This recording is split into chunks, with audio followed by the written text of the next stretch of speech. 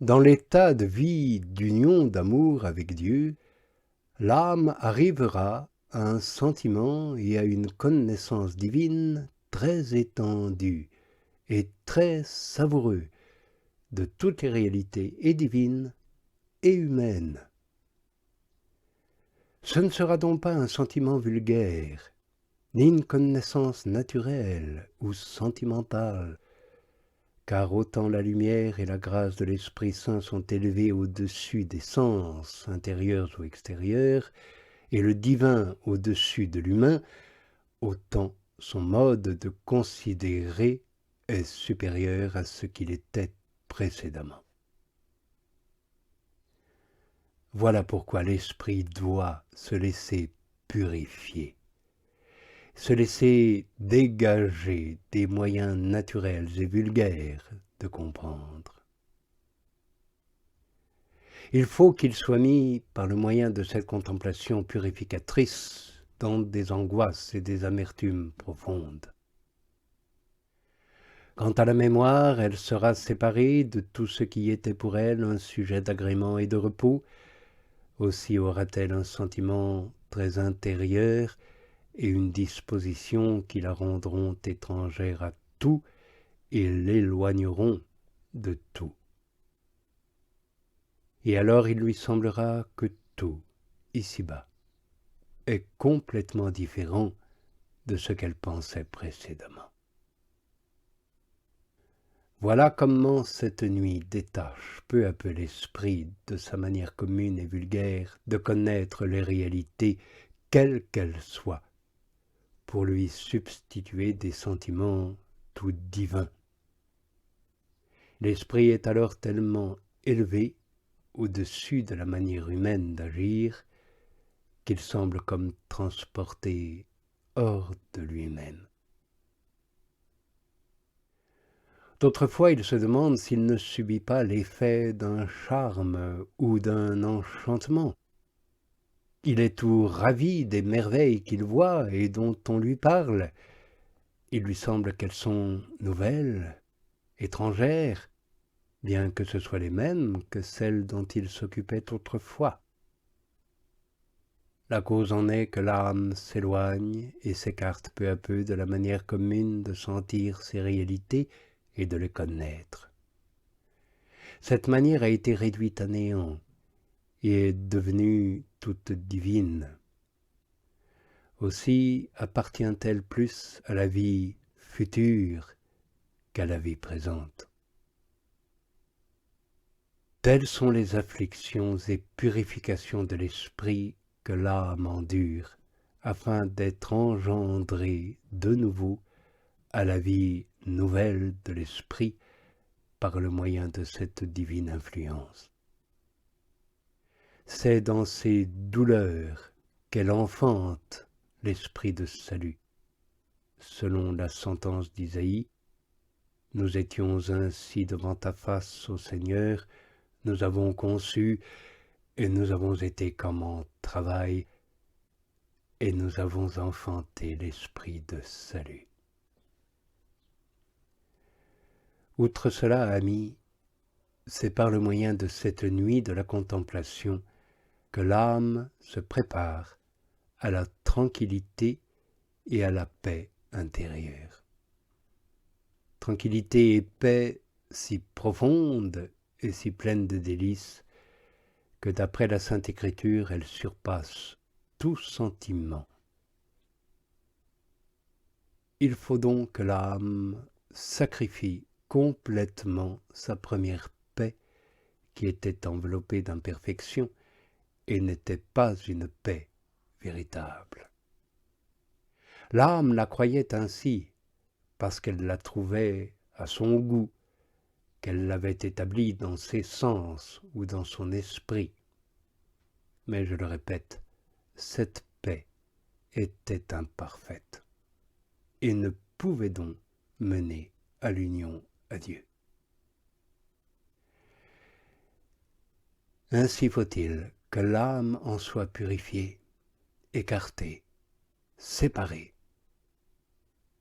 C'est là ce qu'éprouvait et exprimait en gémissant Jérémie dans ce texte de lui que nous avons rapporté il y a quelques jours pour expliquer les épreuves de cette nuit. Mon âme a été éloignée et repoussée de la paix. C'est là une purification très douloureuse pour l'âme, à cause des craintes, des imaginations et des combats qu'elle éprouve en elle-même. La vue et le sentiment de sa pauvre misère lui font appréhender qu'elle ne soit perdue et que son bonheur ne soit fini à jamais. De là vient qu'elle se laisse aller à une telle douleur et à des gémissements si profonds qu'elle éclate en rugissements et hurlements spirituels qui se manifestent parfois du bout des lèvres et se traduisent par des larmes quand elle en a la force, bien que ce soulagement soit très rare. Le psalmiste, qui connaissait par expérience cette épreuve, l'a très bien exprimé quand il a dit « J'ai été affligé et profondément humilié. Les gémissements de mon cœur me faisaient pousser des rugissements. » Ces rugissements sont l'expression d'une douleur profonde. Parfois même, au souvenir subit et pénétrant de ces misères, l'âme sent ses affections tellement dans le pressoir de la douleur et du chagrin que je ne sais comment le faire comprendre. Et on ne saurait mieux l'exprimer qu'en empruntant ces paroles du saint homme Job, qui le savait par expérience. Mes rugissements sont semblables au bruit des eaux qui tombent en torrent. De même que parfois les eaux qui débordent ravagent et recouvrent toutes les campagnes, de même ce rugissement ou cette douleur de l'âme arrive parfois à un tel excès que l'âme en est inondée et pénétrée tout entière. Toutes ces affections et ces forces les plus intimes sont en proie à de telles angoisses ou douleurs spirituelles qu'on ne saurait en donner une idée. Telle est l'œuvre qu'opère en elle cette nuit qui lui cache l'espérance même de revoir la lumière du jour. C'est encore à ce sujet que le prophète Job a dit « Les douleurs ont transpercé ma bouche pendant la nuit, mais ceux qui me dévorent ne dorment point. » La bouche signifie ici la volonté transpercée par ces douleurs qui ne cessent de déchirer l'âme, parce que les doutes, les craintes qui la torturent n'ont ni trêve ni repos. Ces luttes et ces combats sont terribles, parce que la paix que l'on attend doit être très profonde. Et si la douleur spirituelle est également intime, pénétrante, pure, c'est parce que l'amour que l'on doit acquérir doit être très élevé, très pur, très intense. Plus l'œuvre doit être parfaite et brillante, plus aussi son travail doit être fini et soigné.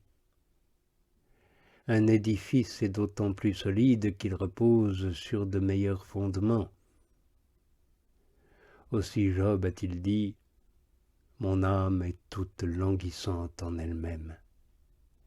Elle est toute bouillante, sans aucune espérance. »